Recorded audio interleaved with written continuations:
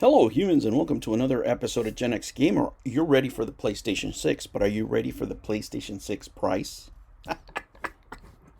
It depends, right? It depends. Everybody has a different budget, but guys, just in general, we all have a breaking point, right? We all have a budget that we have for ourselves and stuff that we're willing to pay money for and stuff that we don't. A perfect example is McDonald's. McDonald's should be cheap food. Once their prices went too high, people said, no, thank you. Right? And that's true for any product that you may talk about, including the PlayStation. So, what is the breaking point for customers? At what point does it become an elite product, right? That is just for people, that have the money to blow, if you will, to that extent. And what I mean is that at a price, let's say a price point of $6.99, which is what's being floated around. There could be more, but let's just say for the sake of argument, it's $6.99, right? The price that they want, because they want to make money on every console. They don't want to lose money on consoles. They don't want front money to the customers, anything like that. All right, so a PlayStation 6 console, let's say it comes out at $6.99. Games are already $69.99. So if you want, let's say they have a launch game, the must-have game, you're looking at $770. All right, $699.99, $69.99, $770. Let's just round numbers. But what if you want a second controller? Right? What if you want a second controller? Then, you have to look at other things like, okay, do I need that second controller? But if you have, you know, if you play with your wife, if you play with, with family, whatever, okay, now you're talking about more. What if you just have the essential, right? You get the PlayStation Plus Essential, right? Just the basic package. Now you're jumping up to 919 because you have 700 plus another 70 for the second controller, right? And then yeah, in one game, yeah, and then PlayStation Plus another $80. That's 919, right? And that's crazy. I mean, that's almost $1,000. I mean, I can't see myself paying almost $1,000 for a console. I just can't. It just, I just can't do it. And it's not that I don't have the money, but I mean, I could do so much more with $1,000. I can think of so many retro games that I could buy with $1,000, or just upgrade my computer to what I have now, or I mean, there's just different kinds of things. I mean, I have a baby now, so I wouldn't be spending that kind of money on anything. Whatever I have now, I have. But I don't think I would make that purchase. If one of my kids gave it to me for Christmas, of course I wouldn't turn it down. But for me to go out there, right, and say, okay, I'm going to spend the same as I did before. Let's just remember. Imagine if you were buying the PlayStation 1. And when I bought the PlayStation 1, remember I bought the PlayStation 1 at first, one controller. Then when I got the second controller, I ended up that first year getting like 3 or 4 games, right? But let's say just you're talking about just a regular point of entry for a family, right? If you're well means and you say, okay, I'm going to buy the console at $700, I'm going to get the 2 extra controllers for another 140. I'm going to get another 2 games for another 140, and I'm going to get the PlayStation Plus Extra for another 135. It's close to that. You're looking at $1,100. That's a financial commitment already. That's not,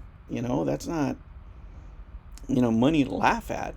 That's far away from $400, far away from $500. That's double. I mean, what are they going to do? Sell these things at phone stores? You get it on a payment plan for 2-3 years, probably. But I mean, at that point, why just not get the latest and greatest iPhone, which most kids would want? So I think, PlayStation's talking a great game, right? But will the public accept it? I don't know.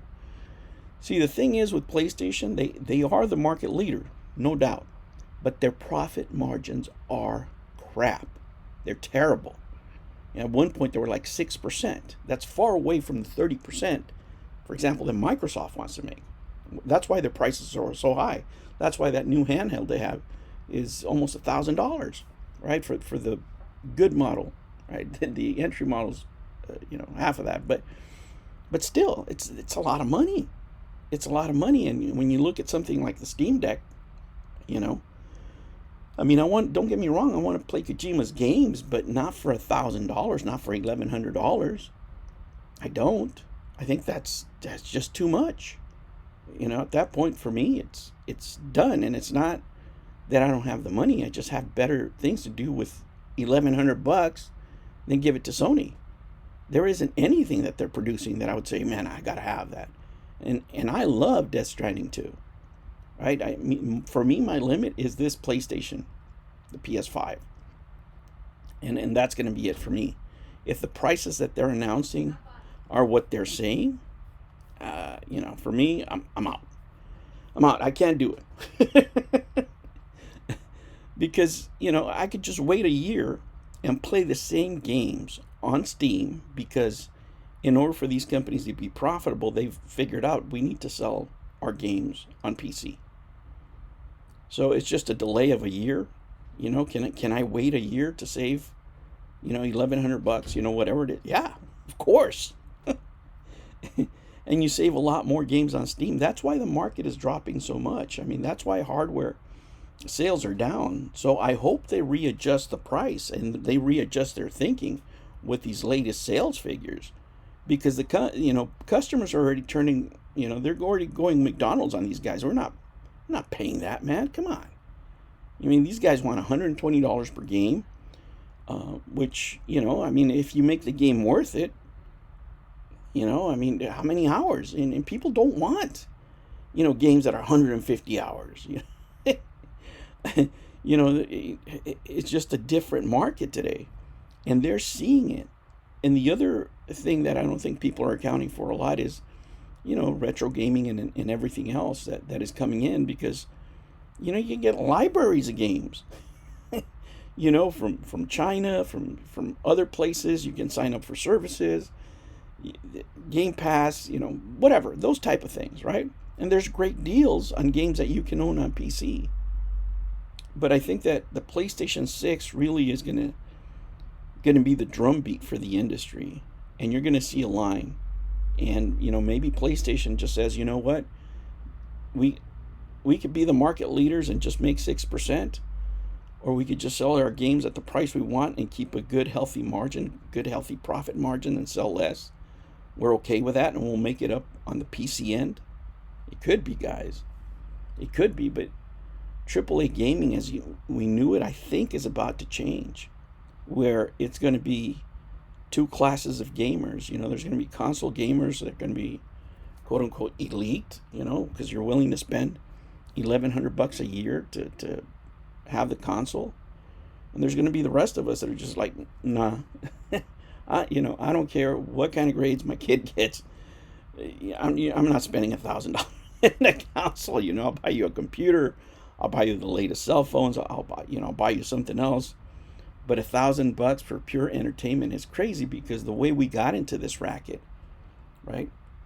Into this racket right here, and into the PlayStation 2 racket, was because this was less than movies, right? And we could play it for a longer time. There was value in it. But at $1,000, where's the value? There's not enough value for the customer. And I'm hoping that these guys realize that. And I'm not going to say that there's a market crash, but at some point, customers are going to go, wait a minute, I'm not going to spend my whole income tax check, my income tax refund, just to give it straight to Sony stockholders. And I'm telling you this as a Sony stockholder myself. It doesn't make sense. The whole business model doesn't make sense. They're starting to, be more selective on their games. I just read a Bloomberg article where they're wanting to do overtime on the Heretic Prophet because they want a demo game, and the reason they want a demo game is because they want to QC it. They want to see how it well received is, because they don't want another disaster like Firewalk Studios, and you're blowing $300-400 million in a game that has absolutely no purpose in life, that nobody wants. So which way are they going to go? If I had to guess right now, they're going to go for the $6.99, and I think the market's going to change. it's too rich for my blood because I think I could do better things with my money as far as gaming. I could buy so many, gems from the past that I would love to play. The originals that I don't have that are, and not that I would spend it that way anyway, but just the value isn't there. And that $6.99 price tag, that's it for me. Maybe $5.99 I could do, but $6.99, no way. I'm sticking with my PC and my Steam Deck. All right, humans, you guys let me know. I'd probably buy a Nintendo before I buy a PlayStation at $6.99. I'll tell you the truth. All right, guys, you guys let me know your thoughts. You guys tell me, what is your breaking point? At what dollar amount will you tell Sony no? All right, guys, thank you so much for joining me. Make sure you like and subscribe. And if you're really cool, join the channel over here, this way, for 99 cents to keep the game hoarding on. I'll catch you on the next one. Take care.